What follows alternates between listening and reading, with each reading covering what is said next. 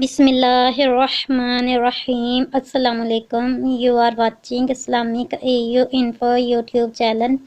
تو آپ میرا Islamic A U info YouTube channel watch کر رہے ہو، اور آج میں آپ کو حج و زیارت کے لیے بہت ہی آسان سا عمل بتاؤں گی۔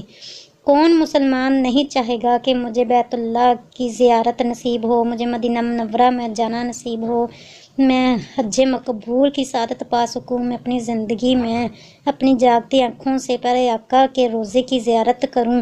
تو ہر مسلمان کی یہ خواہش ہوتی ہے کہ ہم حج کریں، ہم زیارت مدینہ کے لیے جائیں، ہم بیت اللہ شریف جائیں، مکہ مکرمہ جائیں، پیارے آقا کی گلیوں میں گھومیں جہاں ہمارے پیارے آقا صلی اللہ علیہ وسلم کے پاؤں مبارک لگے ہوں۔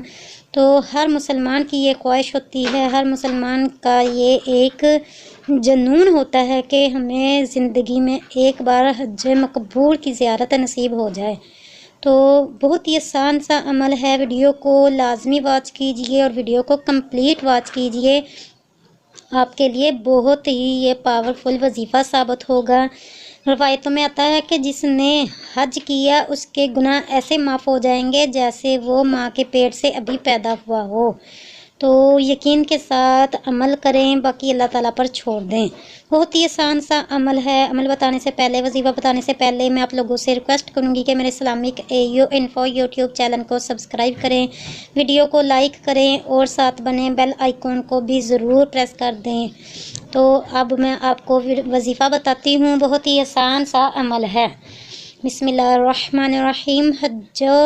حج اور زیارت کے لیے جو شخص، جو انسان، جو مسلمان یہ چاہتا ہو کہ اسے حج بیت اللہ شریف اور زیارت مدینہ منورہ نصیب ہو، اسے یا حی یا قیوم برحمتک استغیث، یا حی یا قیوم برحمتک استغیث 7 ٹائم، 7 مرتبہ بعد نماز تہجد، بعد نماز اشراق یا بعد از نماز اوابین، بعد از نماز مغرب، ان نمازوں کے بعد تہجد کی نماز اگر آپ پڑھتے ہو تو ذہن نصیب، بہت ہی پیاری بات ہے۔